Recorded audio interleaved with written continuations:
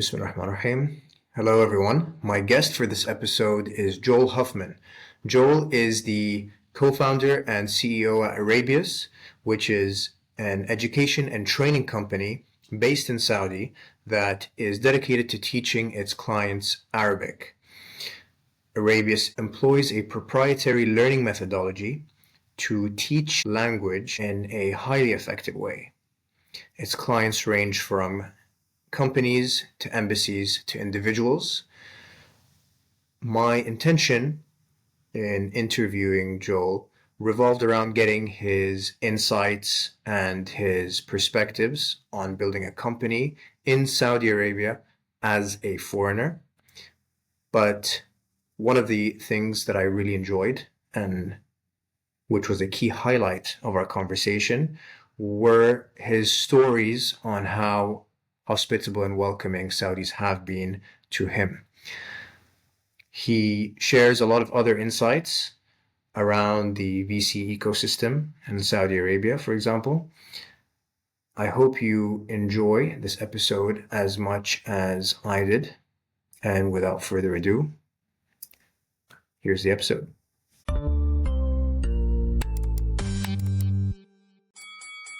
Joel, welcome. Thank you for being here. Thanks for having me. Pleasure to be here and good to see you again. Good to talk with you. So you've been here since 2017. I think that's not so long after you graduated from university. What prompted the move?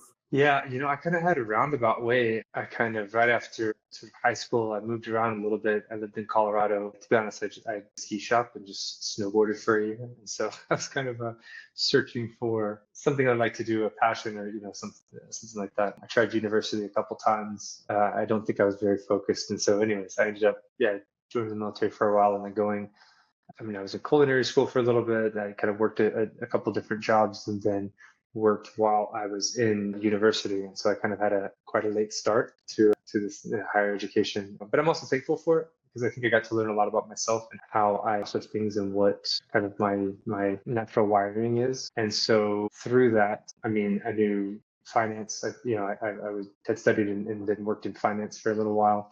And I thought that was going to be my career, like oil and gas. I kind of worked in that industry a little bit, oil and gas being in Texas. But I always had a strong pull towards entrepreneurship. Actually, in business school, they do a lot of personality tests and emotional intelligence. They said 75% of your success in your career is emotional intelligence and only about 25% is your IQ or your actual intelligence. Just because business involves people, it involves relationships, it involves in any sort of management, you need to have a high emotional quotient. So we did a lot of self-assessments and kind of like knowing yourself, your strengths or weaknesses and stuff. Anyways, all that to say, I always scored much higher on like the entrepreneurship stuff or the more relational aspects of it. So I got the opportunity at the time. I was in Texas, and so I actually just met someone. He had started a company in Jordan and then in Kuwait, and then he wanted to start it in Saudi as well because he saw the fitness industry here. It was on a big boom, fitness, sports, wellness, health. And so, we just kind of connected. I said, that's super interesting. I'd love to move over there. I want to work in international business. It's really interesting to me. I kind of grew up traveling around. My parents wanted to expose us to different cultures, not just Texas. Anyway, we started talking. God just kind of put the door right in front of me and opened it, and I kind of walked through it. So, what was your perception of Saudi Arabia at the time? What did you think it was going to look like coming here and starting a business here? Well, I'll say my perception was very different than the international perception because I went to school or went back to university later than most people. I graduated when I was 29 or something, 30 maybe. And there was a lot of basically 18-year-olds. And so I didn't feel actually like a strong connection with, the other people. I felt a much stronger connection with the international students. So to be honest, I spent most of my time with the international community. They were a little bit older. They had more experience. It wasn't just, 18-year-old from Texas. I kind of felt a closer tie with the international community, whether it was from Vietnam or Spain or Saudi. Actually, some of my best friends in university were Saudi. And so, the first time I tried, back then they called it Arabic coffee, now it's Saudi coffee, coffee and dates and jarish. And my friend Isa, he came to a Thanksgiving dinner with my parents and he brought jarish and everybody loved it. So this is kind of like international Thanksgiving dinner made. It was cool. And so, all that to say that I was blessed to be exposed to the true Saudi Arabia, the true version, like the hospitality and the generosity and the welcome. I did not expect that there was a whole country of people like that. I mean, I thought these were, a couple guys, they were, great people. You meet some people from different countries and they have different personalities. I thought this was like, oh, they're just nice people.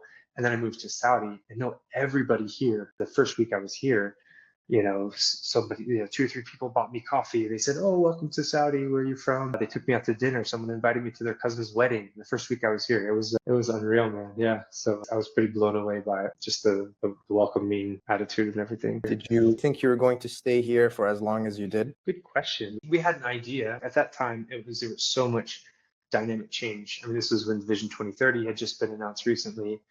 His Royal Highness Crown Prince had announced everything, cast the vision, and so just the excitement here, the energy here, the opportunity here. It was just a very accepting, inviting, welcoming culture for opportunity. And so I couldn't.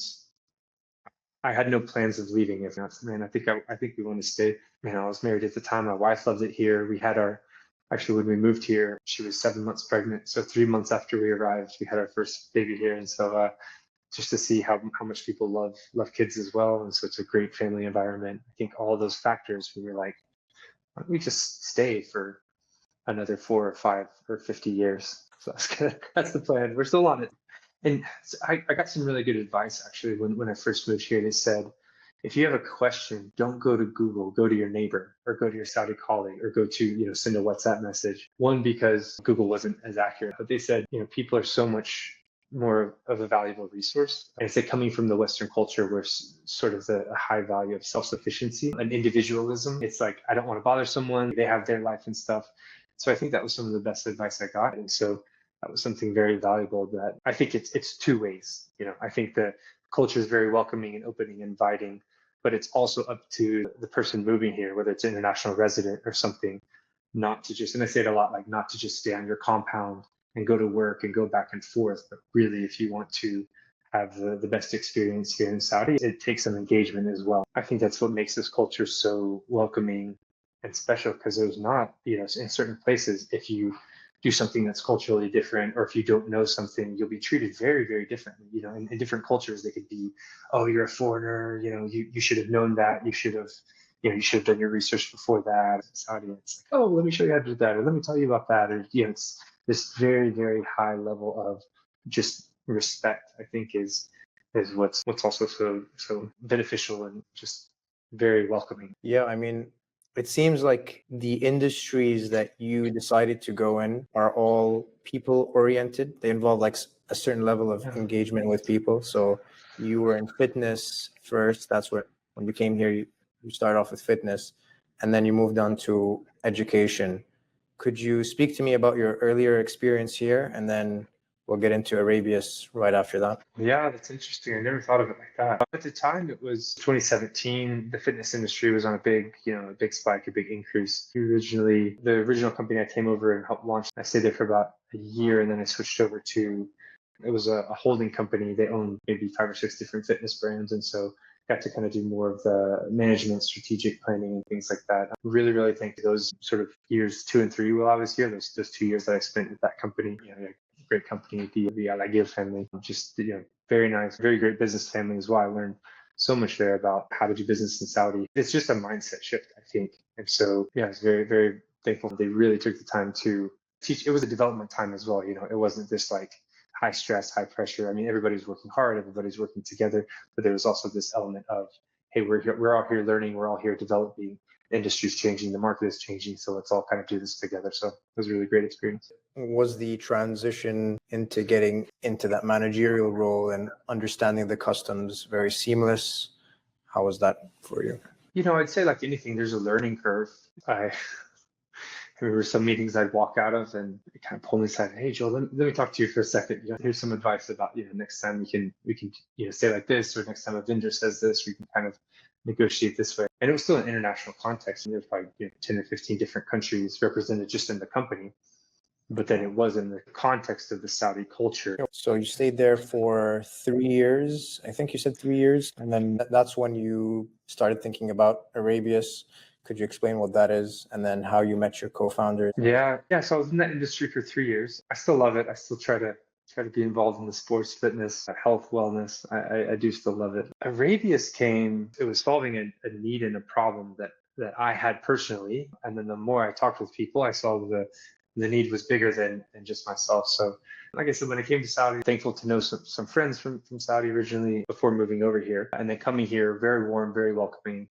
A big gap that I saw though is I didn't speak Arabic. So people are very nice. We went to istirahas and we have a kashta in the desert. I mean, like I said, invited to weddings and things like that. There'd always be a part where there would be a language barrier. Obviously, people here speak phenomenal English, but I kind of felt a little guilty. I'm like, here I am in Saudi Arabia. Like, I want to show respect. Anytime you travel to a country, the first thing is, you learn please and thank you and how much is this? Where is this place? So it's like language, at least the basic language, is kind of just something natural. And so I would ask my friends how to say certain phrases or words or something. There's just the specificity of it. And then it's ancient and rich and just massive language as well. And so I think that was sort of alluring. It also makes it one of the hardest languages in the world. So it's kind of a both and type of situation. But so I'd say, there was that desire. I want to learn Arabic. I want to make that connection because I did see, living in Saudi as a long-term plan. But there wasn't an institute or something to learn local dialect, to learn like the spoken Arabic. There was places to learn Fusha or other things like that. And then we started looking all around the world.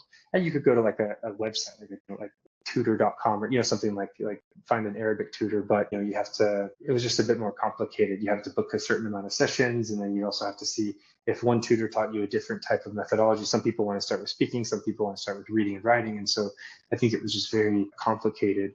And then over the course of time, I was like, man, surely I'm not the only one with this problem. So I started talking to more people, more expats that I met. Some people in Arabic was phenomenal. And how did you learn? But they had gone to Jordan or Oman or Bahrain or Egypt or something and kind of learned outside and then come to Saudi. So even the dialect was a little different. There was a few people I met who never took any formal classes and they had just learned from growing up here in Saudi or something. So that always amazed me. Anyways, so I think through those conversations, through those just being curious and looking for solutions, I met the two co-founders, Matthew from applied linguistics background, a couple master's degrees, had lived around the region for a while, and then Tim from a tech background. And so at that time, they had just opened up like the entrepreneurial pathway through the Ministry of Investment. And so kind of just put together a business plan. This was also during COVID. And so the gyms were closed for a while. The fitness industry kind of changed. And so we put together a business plan, and then we actually incubated. We got supported through Falak, Abdul Dakhil and Hassan Ikram, just very, very, very helpful. It's interesting what you said about the Arabic language and how it's complicated. I came across this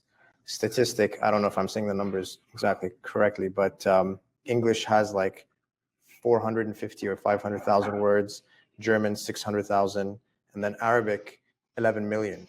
So it's insane. And then I think last time I spoke to you, you mentioned Arabic is like a certain level of language.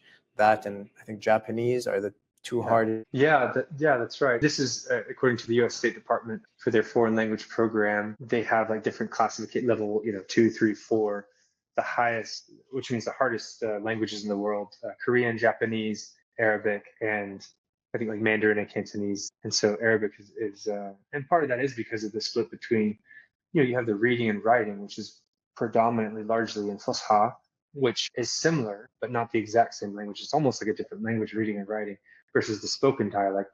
And within the spoken dialect, you can have variations from Morocco to Egypt to Yemen to the Gulf, and there can be small variations. So we're founded and based in Riyadh. We've been here for 3 or 4 years. Now we're moving out to Jeddah, to opening a branch in Jeddah in the next couple of months. And the first question you get is like, are you going to do the Hijazi dialect? And sometimes it's just small words. I was at the airport the other day, and someone said like oh, habba habba, and I was like, oh, you're from Jeddah, huh? So it's small things like that.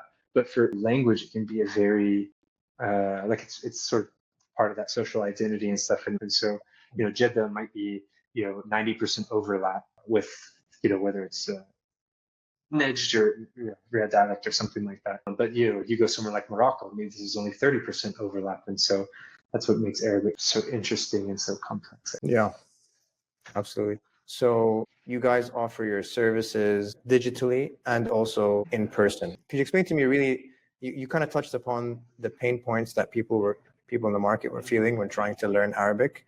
Could you explain to me how you're solving those problems and how you're using internet as as a distribution channel in order to deliver that value? Yeah, so really the core of our company is it's a methodology. We call it the ICE methodology. It's immersive, customizable, and experiential. The methodology that really Matthew had developed, you need to have these different elements. And so, having being immersive is you only hear the target language. So basically, if you're in an Arabic session, you'll only hear Arabic from the very first day you start until 2 years later. No English explanations. No way. Okay. No, not at all. Because this is the very beginning. You have to develop a sound like an ear, because there's words or there's sounds and letters in Arabic, the has, the ghaz, the ains, and when you first learn a language, in any language, these are going to be, it's called a wall of noise. Like you're going to hear noise. So over the course of time, this noise turns into sounds that are decipherable, and then it turns into, letters and words and things like that. But there's also, if we were teaching English, hold up a pen, you'd be like, this is the pen, and hold up a spoon and say, this is a spoon. And then I ask you, where's the spoon? And you point to it. Where's the pen? And you point to it. Where's the cup? Where's the knife? Put the knife in the cup. Put the cup on top of the table. It's really cool. So I don't come from an applied linguistics background. A lot of times now it's easier, it's more scalable, it's more convenient to teach a classroom full of 30 people and to start reading and writing, because this is more distributable. But we didn't start learning a language by reading and writing. We started by looking at an object and making the visual connection with our ear. And so there's a lot of scientific reasons behind it. But basically, when I see an object, I don't want to have to think, in English, pen translate to gelum, and then out of my mouth says gelum. We're sort of like skipping that translation part. So we don't use a translation method. It's called a language cultural acquisition. It's where you actually help people see the world from another perspective. So that's really what language is. It's about communicating a message. Because really when you learn a different language, you're not just translating, you're not just like translating the words in a sentence. You're actually trying to convey meaning. Words are symbols, they are placeholders for ideas in our minds. And so it's not just like translating the words, it's actually seeing the world from another person's perspective. Anyway, so that's kind of the core. The core is the methodology, but it's generally pretty new. I think within the past, it's kind of uses all the latest like neuroscience research and stuff. And traditionally it's been with a tutor, one-on-one, like it hasn't been widely scaled, it hasn't been widely commercialized. It's like what people who need like super high intense, unlimited budget. It's a sort of like ultra premium way of learning language that's very effective. It's very engaging, hard to commercialize and scale and stuff like that. And so we basically said, how do we take this? We say it's kind of like the Tesla model. Like, okay, Elon Musk wants to put an electric vehicle into everybody's hands, but he didn't start with the low cost, high volume, low cost car at $20,000 or whatever. He started at the ultra premium, the very high quality, the very, and then over the course of time, as you leverage economies of scale and operational efficiencies and things like that, you're able to take that same technology that was only accessible for a select few and then give it to, make it more widely distributable. So sort of maybe we say the classic definition of like disruption or innovation or something like that. So basically we'll take this methodology, this language learning methodology, very engaging, very effective, that was only available to a select few, and then build technology behind it. So technology is at the core of our company, like using technology for all the elements that we can without taking away the effectiveness of the language. So it's not just an app. So yes, okay, we have an app. Go online and download it. We have an app that is this like immersive. You see an image and then you hear the word in Saudi Arabic, and then you respond to that by pointing and clicking and stuff. But science has also shown that over the course of time, once you hit 20, 30, 40 hours, you actually need to be with a human, because humans are still, you need to hear it and respond, and language is still very, very nuanced. So even like the best AI models now, they're rolling out AI models for English and Spanish and French, but having that real-time correction, especially as you're just starting to learn a language. Like I'm a native English speaker. When I talk with Siri, she still gets it wrong probably like 60% of the time. No, we may say 40% of the time. Can you imagine being a non-native English speaker with a thick accent or something else like that, trying to talk with these AI models? That makes it very complicated. I'm not saying it doesn't work. It's good. It's great. We love technology. We're using it as much as we can, but it just doesn't take the place of humans. There's still a couple things humans are better at than commuters. And so Yeah, that's basically it. We're taking, we have an app. We also do online sessions. We have a staff of about 35 Saudi women and men who do online and in-person sessions with individuals, corporate clients, or something like that. Interesting. So the ICE method, just going back to the method, it replicates the cognitive development process that we go through as children to learn a language. And what you're saying is that you need to have, and I'm guessing you're using images and the desired language that they're trying to learn only. You're not using any other language other than that. And you are trying to use technology to scale this deliverable in terms of like teaching people a language using the ICE method, but you also have to have people because technology has limits essentially. And so you need people to kind of help you one-on-one to get from one point to another. Yeah. Yeah, you said it much better and much shorter than I did. It's kind of like the medical industry. Like you're never going to not need doctors, but can you, how do you leverage, how do you make that doctor's time the most, like the highest ROI on the doctor's time and the highest ROI on the patient's time? You can use, the training LLMs, machine learnings, AI to do a lot of the even like visual, like CR stuff to do what the doctor or the nurse would do in the pre-assessment. So taking your temperature, seeing, stick out your tongue, like, all that pre-assessment, and then narrowing down to, okay, we think it could be like 3 or 4 possibilities. Like maybe you have the flu, maybe you have bronchitis, or whatever it is. But then when you see that doctor, there's nothing that's going to replace that human touch and that human element and him looking and kind of investigating and then making that assessment. Yeah. Maybe over the course of time, yes. Maybe in the future we'll have robot surgeons, but for now, you still, and I think people still want that sort of the human element, the human connection to a certain degree, but doesn't mean you don't use technology in every place that you can to facilitate that interaction and make it more convenient, make it more effective. So technology is used in the earlier stages, and then the later stages primarily rely on people. Yeah, I mean, we're exploring different ways. It's actually kind of a cool because like no one else in the world is doing this, so it's kind of cool to be doing the sort of the frontline research because we kind of do the theoretical research and then we have this trials like like with clients and like trying different things out and stuff. And so yeah, we're also seeing what other things we can do in order to make it more accessible or make it more asynchronous. Can we do an assessment over WhatsApp?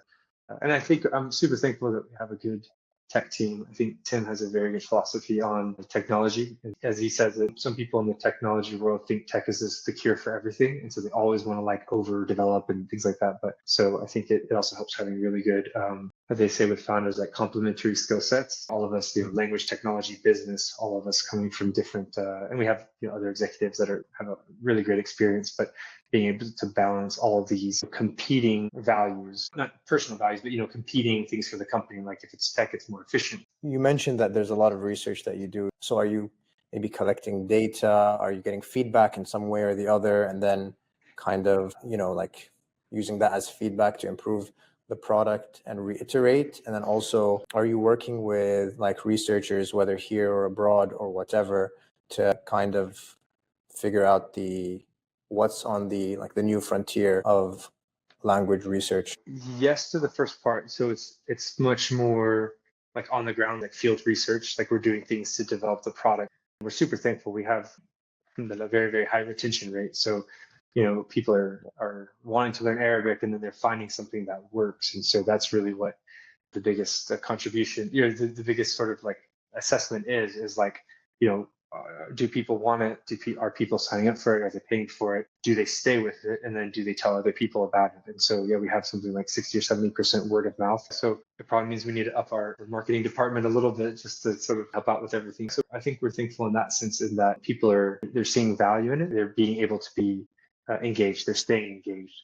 And engagement is a couple things. They have to be you have to have fun. You have to enjoy the process. It can't just be like memorizing words. And so that's not very fun. And so the number one thing about any sort of ed tech or something is engagement. Is like, are people sticking with this? That shows that A, they're learning something, because you're not going to stick with something that's not effective, and B, they're enjoying the process as well. And so that's kind of how we measure that sort of like, we take product development, service development on that side. And as far as international research, that's probably on the horizon. We have a partner in the company, Dr. Bandar Khamis. He's at King Saud University, language cultural advisor to some of the government entities, the ministries and everything here. in Saudi. He got his PhD in applied linguistics, specifically about like, local dialect and language learning acquisition. So that's super fascinating coming from his academic perspective and then matching that up and aligning it with the commercial goals as well. So yeah, that's kind of where we're at now.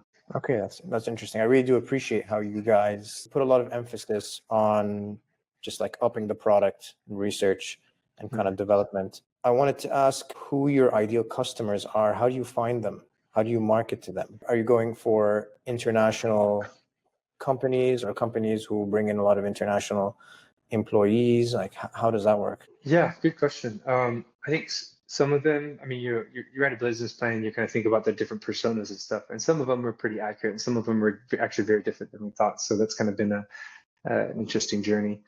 We work with about 50% corporate clients. So we do B2C, which anybody in Saudi or around the world, and we have clients from all around the world. We're doing like online sessions. Any individual can sign up. They can either do like a flexible book on demand sessions. You have like a learning path. It's not just sort of random learning like conversational partners or something. It's very, very structured. Some of our clients in the medical industry, like doctors or something, they don't have a set schedule every week. And so they prefer the on demand type stuff versus some of our clients do up to 20, 25 hours a week. They're here 5 days a week, 4 hours a day. This is kind of what they do full time. So we have about 50%, I would say like people just in the industry, like working professionals, or maybe about 20% is 25% we can say is embassy client. And that's always interesting because we need to do both the spoken dialect and Fusha because they need to like learn be able to read academic papers and the news and stuff like that. And then about 25% also is we just kind of put them under like families. Some people, honestly, they come from a business background or something. They see Saudi as sort of the next frontier of the world. And so they said, I want to dedicate, a year and a half, 2 years to learning Arabic because I want to be able to communicate and interact in the Saudi dialect as well. So that's very interesting. But so you are B2B and B2C. Like the embassy clients would be B2B, and then B2C would be individuals who are coming from abroad who need to learn the language, or people who are living abroad and just want to learn Arabic in a superior way, I guess. Yeah, exactly. Thanks. Yeah, well, probably 65% B2C and the rest B2B. So B2C, B2B, online, in person. That's kind of what we do. So I would imagine that the B2B is more like a sales-led approach where you're going and shaking hands and stuff like that. But the B2C would probably be primarily marketing. Yeah, we do social, we do Instagram, TikTok. A decent number of B2B is sort of inbound. Like it would be either personal networked relationships, I think, sometimes through LinkedIn, sometimes through a networking event or something like a talent acquisition manager or something like that, or a talent development manager who saw a video on Instagram or TikTok, or they called their friend who was working at another company. And what's the uplift in capability? I would imagine that the B2B clients, they're probably staying with you for a year, 2 years, 3 years, like the embassies probably have a longer lifetime than the individuals. But when they come in, what can they expect? Great question. It kind of depends on why people are learning Arabic. So some people are learning because they really want to get to high level fluency and proficiency. This can be embassy clients. It can also be some people are working full-time jobs here, but they're still taking 10 hours a week, 12 hours a week. They're doing for 2-3 hours a day after work or before work or something like that because, for example, maybe they were a management role at a company, but then all of their staff are Saudi or something like that.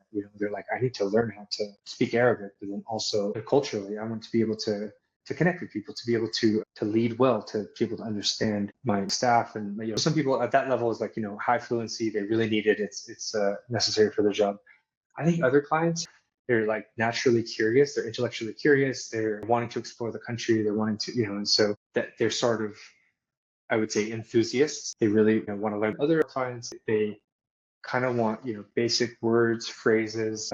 I think the goal for some people is to show respect to. These are for tourists, for example. Yeah, I think tourists, yeah, they'll do like a 2-hour course, or they'll do like a kind of a short condensed version, or 20 hours or something. To learn Arabic is 1,500 hours. So 20 hours is you just barely scratching the surface. So they'll say like, I know everybody speaks English. That's what the company is going to operate in. But it's not right that I'm here. I'm living in Saudi Arabia. And if I don't learn any Arabic, I feel like I've missed out on something. I feel like I'm not, maybe they're going to come 95% of the way and I'm just going to go 5%. So it's just this feeling of like wanting to really engage with the culture. Like I should be, I really want to be engaging a bit more. Yeah, absolutely. You built a team of 35 plus people, most of whom are natives. They're Saudis or Arabs. How did you manage to do that in such a short period of time? What were the challenges that you had in training them and aligning them with your vision? How was that experience? Well, that was all, to be honest, that's all Matthew. He's been kind of leading that. He's the co-founder of Applied Linguistics. And yes, we have about 35 Saudi women and men, murshideen, like guides. We wanted to break the relationship of like teacher and student.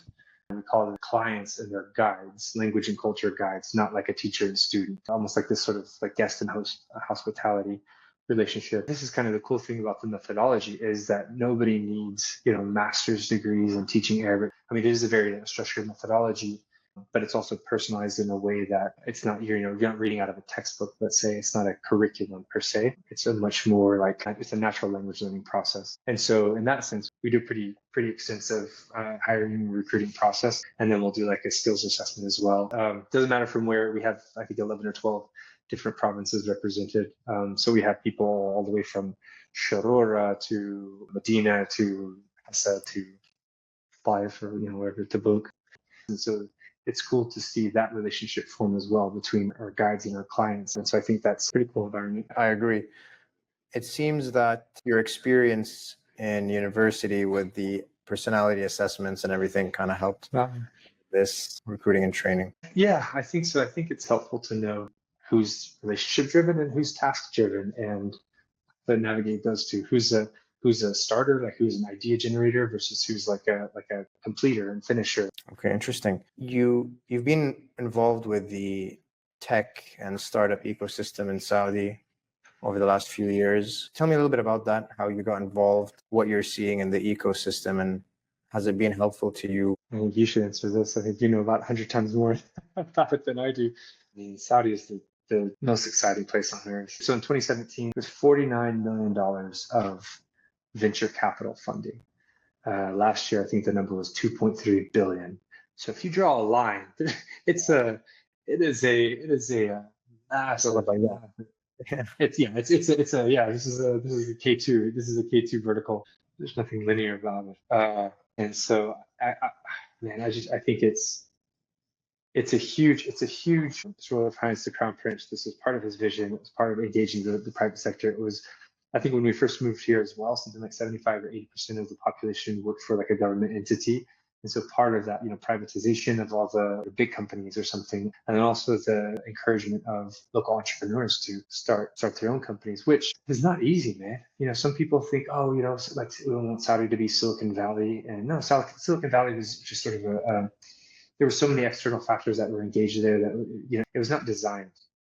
Other places in the world, if you look at a Boulder or mine, something like that, where the elements didn't exist and there was specific like determination and vision and resources and tools put in place, because it is a like fragile ecosystem, right? If you're talking about investors, educating investors, because again, like it's not just the founders, right? It's also the investors. I think in 2017 there were like 3 or 4 VC funds total, and now there's some of the region's leading funds, and then other funds in the world are coming here wanting to actually come to Saudi and invest because they're seeing what's happening here. Anyway, so I'd say on the investor side, like you can't have a healthy ecosystem without the right investors, whether it's education or experience or something like that, and if they don't have good companies to invest in, founders and things like that. You kind of need both sides. It's almost like supply and demand of the ecosystem, and then the government support and regulation around it. It's just absolutely fascinating. Entrepreneurial education, they're doing great things. Accelerator programs, incubator programs. This is probably the coolest place in the world to be a founder right now, because of the opportunities, because of the incentives, because of the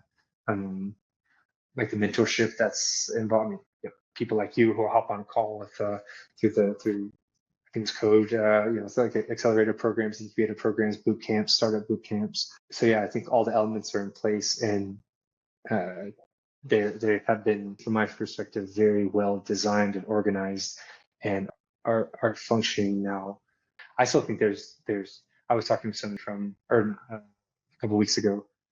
We can say it was a global fund, and they say Saudi, the progress they made is absolutely mind blowing, but there's still so much potential. So they said even as much as they've done, we would still put Saudi in like the developing category. So they have another 10 years, 15 years of massive growth. And so that's pretty exciting to see some of it firsthand, some of it from friends and colleagues as well. So the most exciting place on earth, man, for sure. I agree. It's quite exciting. I'm looking forward to it, inshallah. You had some contributions with the US, what was it, the Chamber of Commerce?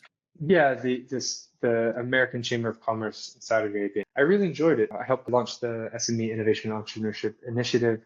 A lot of that came from 3 years ago, the actual U.S. Commerce in DC, and then the Saudi Ministry of Commerce. I think they had a couple pillars, and one of them was like women's empowerment and also like local entrepreneurship. And so the embassy asked, they wanted to get more involved, and they wanted to say, how can we support the Saudi ecosystem? It's really an honor and privilege to see sort of this integration and to kind of see what's happening on the Saudi side to try to keep up with it. It's almost like a full-time job. And then also, I think it's good that the U.S. recognizes that and is able to say, how can we bring Saudi companies to the U.S. because there are innovative solutions that are being developed here? How can we bring that to the U.S.? And then is there any resources that Saudi needs that we can bring from the U.S.? Are you seeing a lot of interest from companies and people in the States around Saudi? Oh, yeah. Not necessarily in tech, but just overall. Yeah, I think everything. I still think there's a big gap in like education and awareness of Saudi Arabia. Actually, if they think about Saudi Arabia, the demographics, people are young, they're tech forward, and I guess it depends on the industry as well. But honestly, every industry now in Saudi Arabia is on a massive boom, and so there's innovation happening. There are solutions being created. There's solutions being brought from abroad. I mean, even sustainability. I mean, there are recycling companies coming in here. There are other pharmaceutical manufacturing companies. So anyway, I mean, I tell people any industry, any opportunity you have, like you might face a lot of competition. There's some really good Saudi companies, but I think the opportunities are limitless here. What are your plans and objectives for Arabius by 2030? Oh man, 2030. Like language is a gateway into the culture. So we gotta review. I say it kind of often, but someone was playing our app there in the US and they said, this is really interesting, like learning about language, learning about Saudi culture, things that I never knew. I did some more research about it and saw everything happening in Saudi. So I booked my plane ticket, and next month I'm going to take my first trip ever outside of the US and come to Saudi Arabia. And so this is really cool, right? Because when you learn about a different culture, a lot of it is language as well. So language is a big part of entering into a culture like that. If someone's learning Arabic or something, but seeing Saudi as like seeing Saudi Arabic, like the spoken dialect of Arabic, we would love that to be like the Arabic of choice. Every time a foreigner learns Arabic, they say, dialect should I learn? Do I learn Egyptian? Do I learn Moroccan? Do I learn something? The first thing we say is it depends on your goals. If you're going to go live in Morocco, then learn Moroccan Arabic. What do you think Saudi? I mean, like geopolitically, they're the only Arabic-speaking. Saudi is the only Arabic-speaking G20 country. So geopolitically, it makes sense. Certainly religiously, Hajj and Umrah, people from around the world, that appeals to billions of people, and increasing that levels from 15 million visits, I think now, to 30 or 35 million visits by 2030. And then also, I mean, economically, right? I mean, what are the numbers? $7 trillion of investment over the next 6 years. Riyadh expanding from 8 million to 15 million people. And so, Arabic is one of the fastest growing business languages, but it also makes sense, politically, religiously, economically as well. So that's one goal, I think, to really, focus on Saudi, the language, the cultural elements of it as well. I think the tourism industry is really interesting to us, as far as using the app as the export tool. So as you're traveling, in the app, you kind of travel through Saudi Arabia and learn language, learn about different cultural, heritage sites or artifacts or something like that. And then, be able to like book a tour, book a flight or something directly from the app. So I think, again, like just incorporating more technology, and linking that with like on the ground experiences. And that's one of them. The other one is to go into more languages. Actually, I can tell you in 2 weeks, we're launching English. So we're going to start using the same methodology to start doing like English sessions and stuff.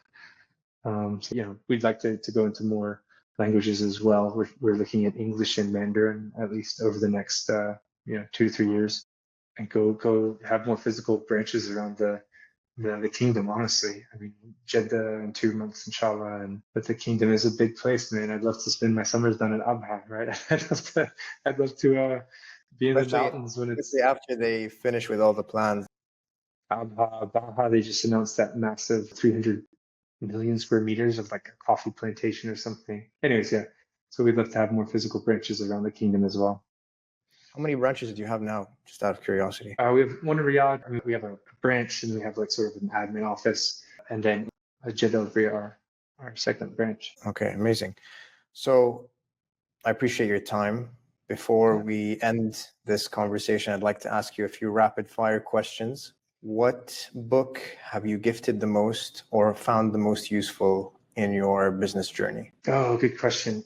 What book have I gifted the most? I mean, Good to Great by Jim Collins, a super classic. For SMEs, it's probably going to be Traction. We use the entrepreneurial operating system, and it's probably the number one thing that's made the biggest difference at our company. So this is just a holistic way to grow your business and gain traction. But yeah, Good to Great by Jim Collins is phenomenal.